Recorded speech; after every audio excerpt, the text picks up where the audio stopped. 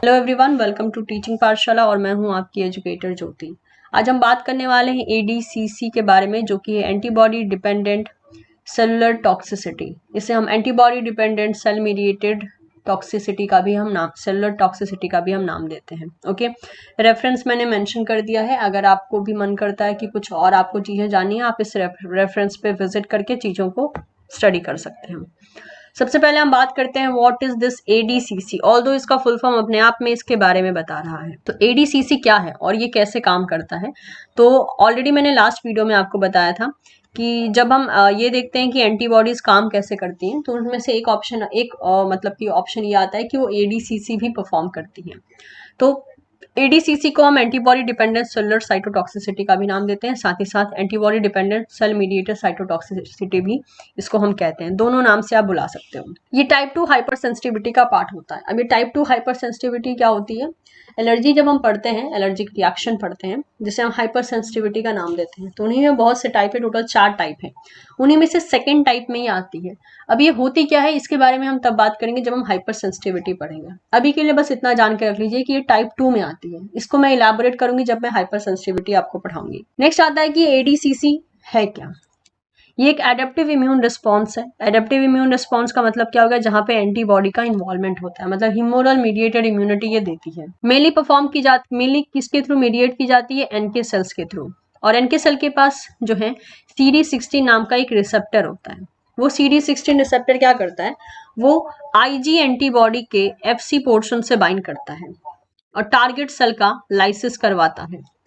अब अगर ये बात आपको नहीं समझ में आ रही हो तो मैं आपको समझाने की कोशिश करती हूँ। मान लीजिए बॉडी में कोई पैथोजन एंटर कर गया, जिसे हम मेनली टारगेट सेल का नाम दे रहे हैं। उस टारगेट सेल को जो है हमारी बॉडी में प्रेजेंट आईजीजी मॉलिक्यूल जाकर पूरे बाहर की तरफ से कवर कर सकते हैं। जब आईजीजी मॉलिक्यूल उस पैथोजन को या उस टारगेट सेल को कवर करते हैं, तो आईजीजी मॉलिक्यूल का एफसी पोर्शन ओपन रहता है। उस एफसी पोर्शन के लिए स्पेसिफिक रिसेप्टर प्रेजेंट रहता है एनके सेल के सरफेस के ऊपर, जिसे हम बोल रहे हैं CD16। उस रिसेप्टर का नाम ही होता है CD16। तो एनके सेल आता है CD16 के थ्रू एफसी पोर्शन से बाइंड कर जाता है आईजीजी मॉलिक्यूल का, जिसने अपने टारगेट सेल को कवर करके रखा है, एंड देन उस टारगेट सेल का लाइसिस करवा दिया जाता है। इसे हम बोलते हैं एंटीबॉडी डिपेंडेंट सेलुलर साइटोटॉक्सिसिटी। अब प्लेयर्स की बात करें कि इस ओवरऑल एक्शन में, दैट इज एडीसीसी में, कौन कौन से प्लेयर्स काम करते हैं, तो पहला प्लेयर होते हैं आईजीजी एंटीबॉडीज। यहाँ पे स्पेसिफिक आईजीजी एंटीबॉडीज की हम बात करते हैं, बट यस दूसरे भी एंटीबॉडीज हो सकते हैं, जिसके बारे में अभी जस्ट हम देखेंगे।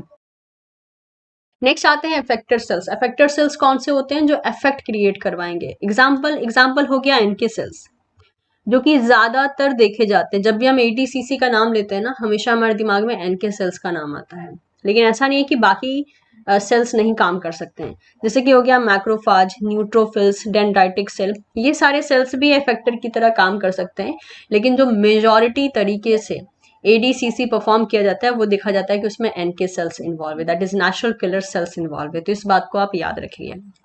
Next, however, macrophages, neutrophils, and eosinophils can also mediate the ADCC, such as eosinophils kill certain parasitic worm known as the helminthes via the IgE antibodies. तो यहाँ पे ये भी बोला गया है कि मान लीजिए हम एनके सेल्स के ऊपर ज्यादा फोकस कर रहे हैं, क्योंकि एनके सेल्स मोस्ट कॉमनली तरीके से और ज्यादातर मेजॉरिटी ऑफ द टाइम यही देखा जाता है। बट ऐसा नहीं है कि बाकी सेल्स एडीसीसी परफॉर्म नहीं कर सकते हैं। जैसे कि हो गया मैक्रोफाज, न्यूट्रोफिल्स, इओसिनोफिल्स, ये सारे इम्यून सेल्स भी एडीसीसी परफॉर्म कर सकते हैं।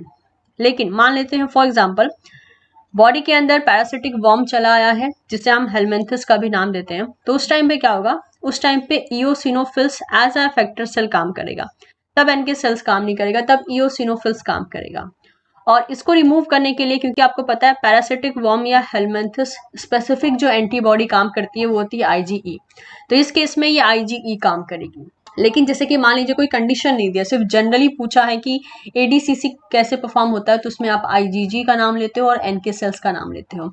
लेकिन जब और भी आपसे स्पेसिफिक पूछा जाए कि ADCC specifically when parasitic worm is acting like a pathogen और पैरासिटिक वर्म और helminths is acting like a pathogen, उस टाइम पे आप इफेक्टर सेल्स के मामले में इओसिनोफिल्स कहोगे, और जो यहाँ पे एंटीबॉडीज काम करेगी वो होगी आईजीई एंटीबॉडीज। अगर हम और कुछ बेसिक पॉइंट्स के बारे में बात करें तो ये एडीसीसी किसका पार्ट है? ह्यूमोरल इम्यून रिस्पॉन्स का पार्ट है। ह्यूमोरल इम्यून रिस्पॉन्स का मतलब क्या होता है? एक ऐसे इम्यून रिस्पॉन्स जिसमें एंटीबॉडीज का इन्वॉल्वमेंट है। तो ऑब्वियसली यहाँ पर एंटीबॉडीज का इन्वॉल्वमेंट है। So ADCC has typically been describe as a immune response to antibody coated cell leading ultimately to the lysing of the infected और नॉन होस्ट सेल।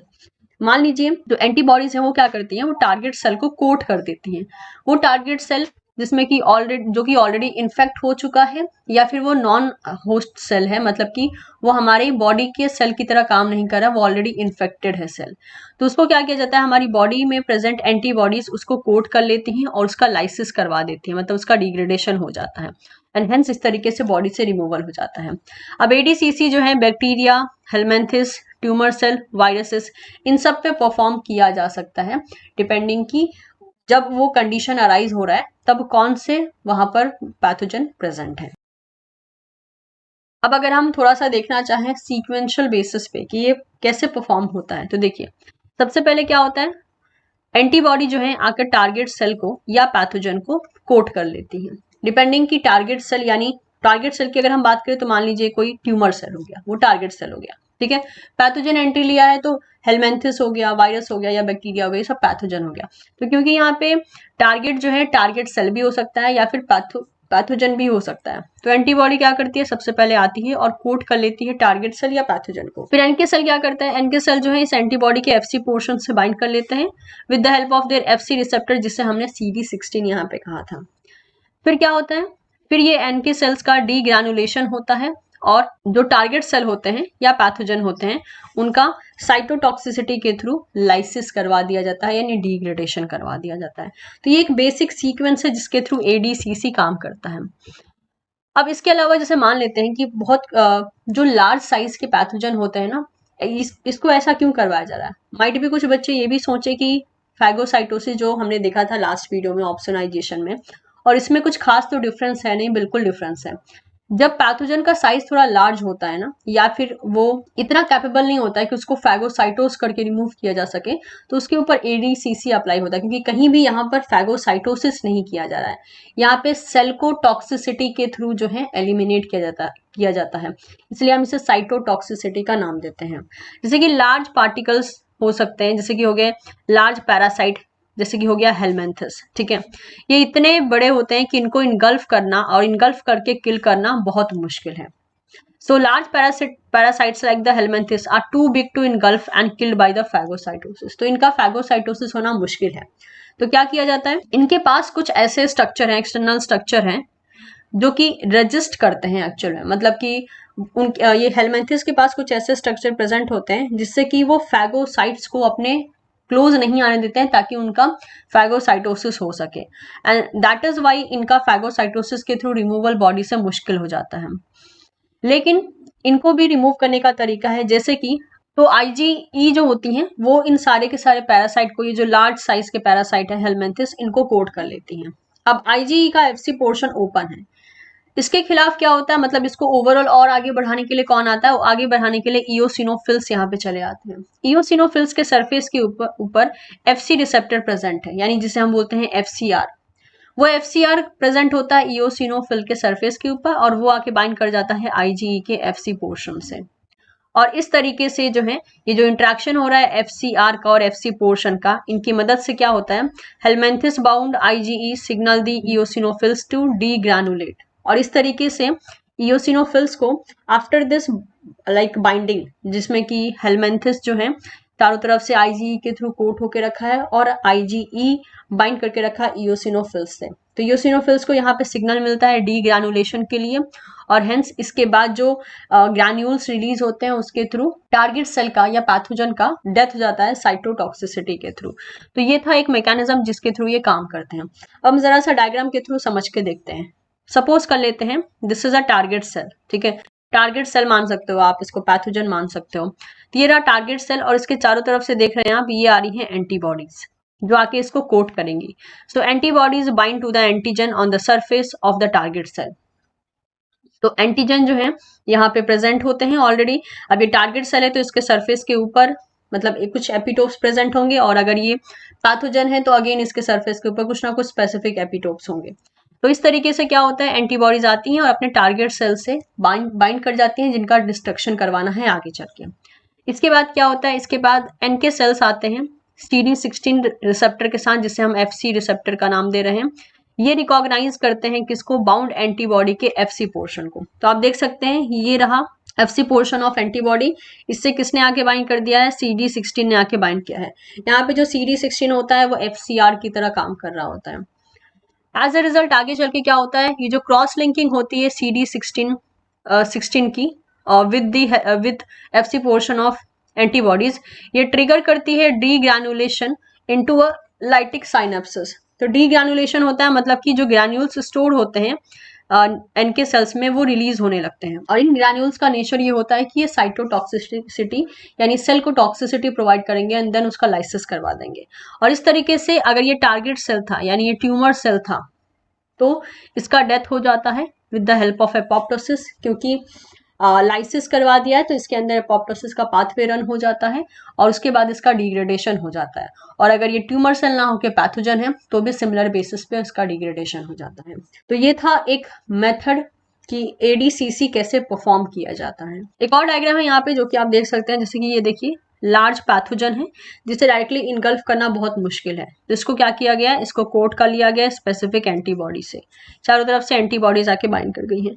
फिर एनके सेल्स आए हैं, एनके सेल के surface के ऊपर आप देख सकते हैं ये सारे के सारे जो ब्लैक कलर में दिख रहे हैं, these are the FC receptors. ठीक है, FC रिसेप्टर मतलब यहाँ पे एग्जाम्पल किसका ले लेंगे हम, CD16। यहाँ पे जो CD16 होता है वही यहाँ पे FC रिसेप्टर की तरह काम कर रहा है। तो इस लार्ज पैथोजन को डायरेक्टली इनगल्फ करना तो मुश्किल है, तो ये एंटीबॉडीज क्या करती हैं, अपने FC पोर्शन से CD16 से बाइंड करती हैं और as a result degranulation करवाती हैं इनके सेल्स का, and hence there will be a release of cytotoxic granules content.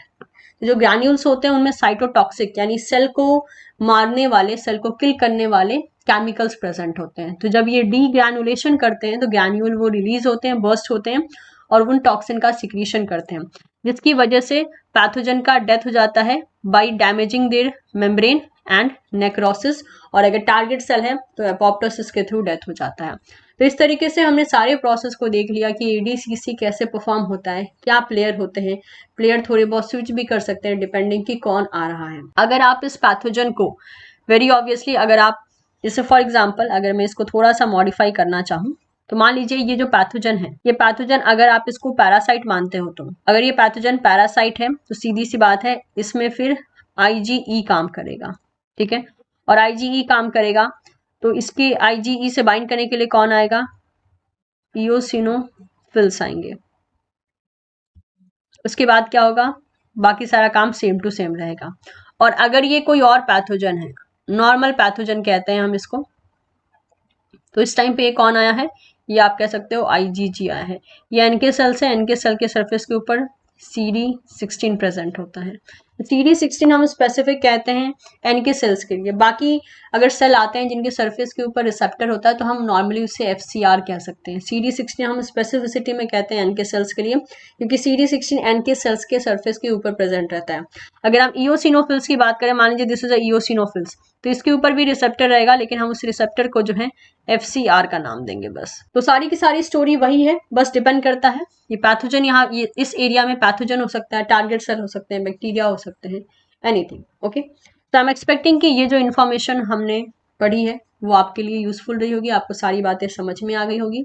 Lecture पसंद आ रहे हो तो इसे लाइक ज़रूर करें, एंड ऑफ कोर्स इससे आप अपने दोस्तों के साथ भी शेयर कर सकते हैं। And don't forget to subscribe teaching Pathshala. Thank you so much everyone, मिलते हैं बहुत ही जल्द आपसे नेक्स्ट वीडियो में।